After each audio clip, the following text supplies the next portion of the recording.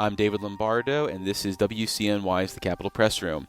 We're continuing to get to know the faces that will be joining the state legislature in 2027 after winning primaries in seats that won't have competitive general elections. And on this episode, we're checking in with criminal justice activist and attorney Eli Northrup, who won the Democratic primary this summer in an open assembly seat on the Upper West Side of Manhattan.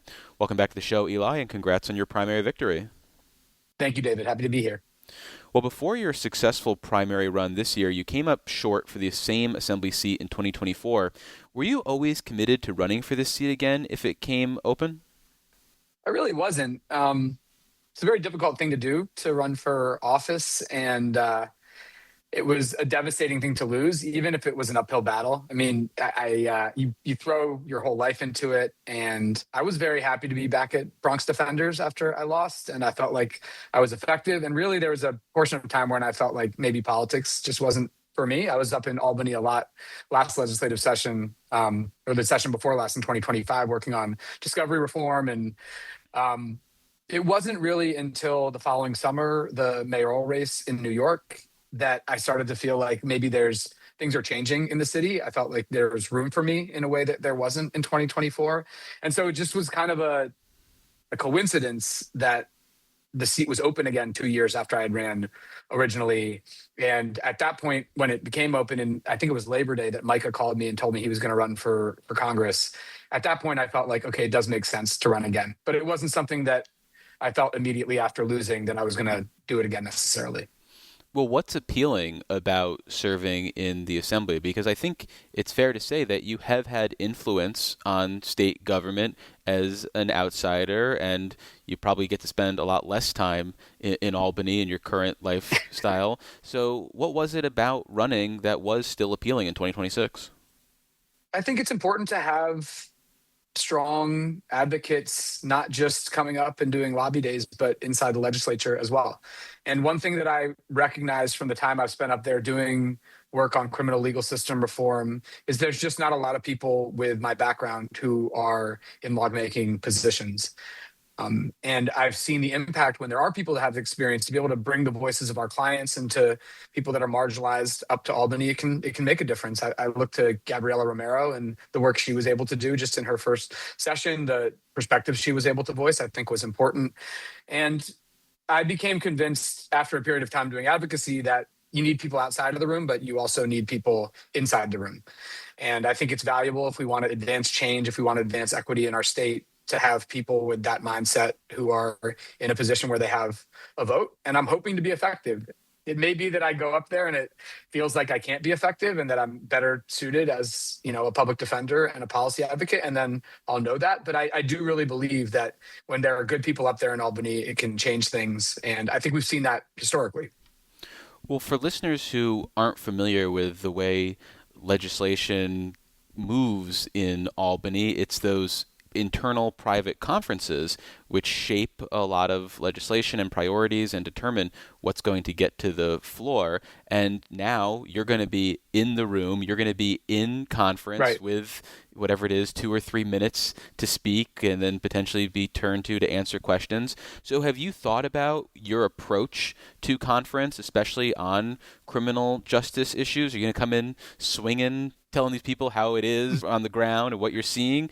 Are you concerned about being too aggressive and wanting to take more of a back seat? I mean, how are you thinking about changing hearts and minds from the inside now? Yeah, you need to have credibility to be taken seriously. I think just talking or yelling is not going to give you any sort of influence. So I think on the matters where I have expertise, where I've spent my career working on them and I can explain things to people, I hope to be of service. I think a lot with criminal justice that I've seen is it's very difficult to understand sometimes what exactly a certain proposal does. And if I've been effective as an advocate at all, it's been because I've been able to explain that to legislators. And so I just see this as an extension of that. I want to understand also why people are for something or against something, and try to understand myself why I am. I want to ask questions.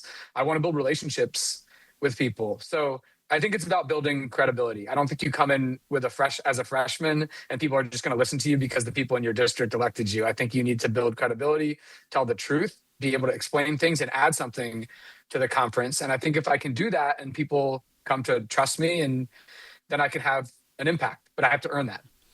Well, when you think about where you could have an impact, specifically in the criminal justice space, where the progressive priorities have been slower to move in recent years or maybe been scaled back more than activists would like, have you thought about what you want to prioritize in 2027? Is there one or two that you think can get across the finish line? They just need that Eli Northrup push or maybe the help of some of your new colleagues in the assembly as well?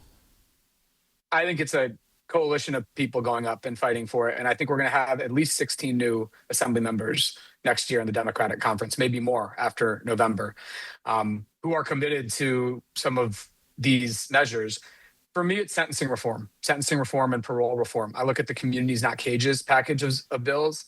I look at the releasing aging people in prison package of bills, fair and timely parole, elder parole, the Second Look Act, the Marvin Mayfield Act, the Earned Time Act. This I package think is either the growing, Earned Eli. Time, That's a lot well, now. they all are different ways of getting at the same problem, which is we have tens of thousands of elderly New Yorkers spending time in our prison system, spending time for sentences that they never would have received if they had been sentenced, in the last 10 or 20 years, because we had an archaic way of sentencing back in the 80s and 90s, and it's not serving us at all. The Earned Time Act, which is something that I've been working on for the last 5 years, would just bring New York into league with states like Alabama and Oklahoma, where people can actually earn a good amount of merit time off of their sentence for good behavior or participating in programming. I think that's a common sense measure. New York is way behind in terms of the amount of good time that somebody can earn when they're serving a sentence. And we don't have the programming that's going to help people. I think we should be focusing on that. I think it's a good investment for our state. The Second Look Act lets long-serving prisoners apply to a judge and say, hey, I'm not the same person I was when I was sentenced 20 years ago. Look at all the different things that I've done. Please just consider a second look at my sentence. And, the chief judge has come out in favor of that, along with a broad coalition of different organizations and people. So I think we are in a legislative session where criminal legal system reform is possible. I saw it when I started coming to Albany, 2019, when bail and discovery reform were passed. It was because of a wave of people went up there and I think really emphasized it. I think we're in another legislative session where those things may be possible. And I'm certainly going to make the case because I think it's urgent to the individuals who are serving that time. And I think that our state will benefit from showing compassion to long-serving prisoners. Well, before we move on, let me reintroduce you. For listeners just joining us, this is WCNY's The Capitol Press Room, and I'm David Lombardo, and we're speaking with criminal justice activist and public defender Eli Northrup, who won the Democratic primary this summer for an open assembly seat on the Upper West Side of Manhattan. So clearly you're identified with the criminal justice issues given your professional background and what you've chosen to prioritize in your lobbying efforts. But where do you see yourself being interested outside of the criminal justice world? Are there other topics that you are particularly passionate about that you want to lean into here in Albany? Definitely. I think inequity writ large is what's harming our city, our state, and our country. And when you have so much inequity in terms of financial, earnings, when you have inequity in terms of housing and healthcare, it hurts all of us, really. So, there are measures that go to affordability, measures in the housing context, measures such as the New York Health Act, which would actually make New York have universal healthcare. I also look at it in our democratic system. One issue that was really big, not only in my race on the Upper West Side, but in the congressional races that overlap with my district in New York 12 and New York 13, was the outside dark money coming in. I think there was $50 million spent in the New York 12 congressional race. And it is so confusing to people when these super PACs spend all this money on mailers and TV ads, and people really can't identify what's from a campaign and what's from a super PAC. One bill that my predecessor, Michael Lasher, carried is a bill similar to one that was passed in Nebraska, actually, that would prevent corporations from giving money to super PACs. There's another way that we could tackle this, which is making notification really strong in terms of if you're getting a mailer from a certain source, you know that it's coming from a super PAC and identifies who's donated to those places. I think it's really important that, especially in light of the attacks on our democracy and the upcoming presidential race, that New York take a stand against the dark money I think it's a positive thing for all of us if we get dark money out of politics. And that's something that I'd like to work on. Are you prepared to feel like you're running up against a immovable wall on some of those election reform issues that actually benefit Democrats in power here in Albany? Because while Republicans nationally are the boogeyman when it comes to election integrity and dark money, here in New York, that's the majority that benefits from having the upper hand right now. So, are you prepared to, you know, be Charlie Brown trying to kick the football? Well, I've been a public defender for my whole Good career. point. I've been banging my head against the wall in Bronx criminal court for over a decade. And those are the kind of fights I want to take on. Why am I doing this if it's not to try to change the things that are entrenched? And I think there's a broader sentiment amongst people in this country that it's a bad thing. And politicians get stuck in a world of, oh, this benefited me in my election. It's not what people want. And I think the future of the Democratic Party is one that should feel unbought. And those are the things I stand for. And one thing I know is I'm going to be fighting for the things that I stand for. There's really no point in me doing this job. And it may be difficult. It may be an uphill battle. I think it's a popular effort amongst people, certainly in my district, and I think across the state, to get dark money out of our politics. Well, sticking with that vein, that idea of fighting for what you believe in, and earlier you mentioned this idea of gauging your effectiveness, could you imagine a world where after a term or two, you look around at what you've been able to accomplish, what your experience has been, and you say, either this is working and I want to keep serving, or this isn't working and I think I could be more effective or someone else could be more effective in this seat? Is that something that you're prepared to contemplate in the future? Certainly, I think everybody should be contemplating that at each stage, because I love my job. Like, I really love being a public defender. I love being an advocate. I feel like I can tangibly help people on a daily basis. So it's not something I take lightly to even leave that field of work. And I feel like I can go back to it and be effective and be helpful. But I think we need to have people in different areas doing different things to advance these movements. And I'll constantly be evaluating if I'm good at this, if I'm effective at it, if it's right for me. And if it is, and if I am, then I'll keep going with it. And if I'm not, that's okay. I think that's it's all right. I have skills that I know I can put to good use in other areas. There are various ways to approach the work of a state legislator. Some people throw themselves into passing bills. Other people consider themselves more like advocates, maybe focusing on large issues that maybe they themselves aren't carrying. Have you thought about how you are going to approach this job and what sort of hallmark you want to leave or have?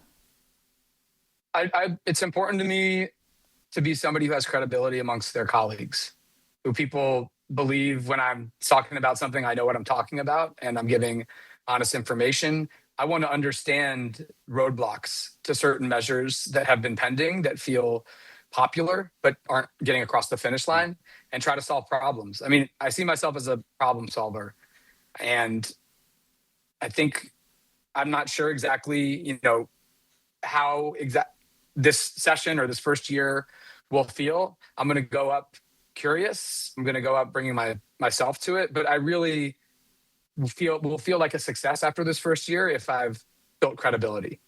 That's important to me. On the other side of things, in my district, I want to have the most robust constituent services and really take care of people when they come into my office. That's very, very important to me. People come in seeking help from the government should feel like the government's there for you to do something about it and connect you to services, connect you to help you navigate different state agencies. That's something I feel like is more in my control and will be something that I emphasize. Well, lastly, as far as I'm aware, you're not a Democratic Socialist, but you were endorsed by AOC and Mayor Mamdani. Given that backdrop and how you have this perception of being maybe DSA light or DSA adjacent, have you thought about whether you'll be part of any formal or informal caucus with the growing number of socialists in the state legislature? I have to figure that out when I get up there. I mean, I would be willing to caucus with people that share my values and my beliefs. And, I've always lived my identity through my work as a public defender. And I will continue to be supporting the same things, the measures that basically provide basic dignity to people in our state. I think it benefits all of us. So I'm going to have to figure out a lot of things in terms of who and what I'm caucusing with when I'm up there. I'm in favor of things that will advance the measures that benefit my constituents and benefit working people across the state. Did you hear from the speaker after you won your primary? And if you did, what was that conversation like? Yes, I think he reached out to most of the primary winners. Yeah, I And knew the answer we to the had a good, question. yeah. Yeah, we had a nice conversation, a lot of logistics, being welcomed. Obviously, I'm still just the Democratic nominee. I've got a general election in the fall. But I was happy to have heard from him and many other elected officials who will be my colleagues. Well, we've been speaking with Eli Northrup. He is a criminal justice activist and public defender who won the Democratic primary this summer for an open assembly seat on the Upper West Side of Manhattan. Eli, thank you so much for making the time and look forward to seeing you in Albany. Thanks so much, David. And if you want to hear more conversations with incoming state lawmakers who are making their debut in Albany in 2027, check out the Capitol Press Room archives at capitolpressroom.org or wherever you download your favorite podcasts.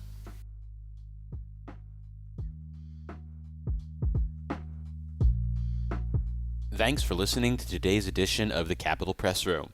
For an insider take on what's happening in state government, check out our Dispatches from Planet Albany show, available wherever you get podcasts or at capitolpressroom.org. Join us again for Capitol Press Room, a production of WCNY Connected, Syracuse.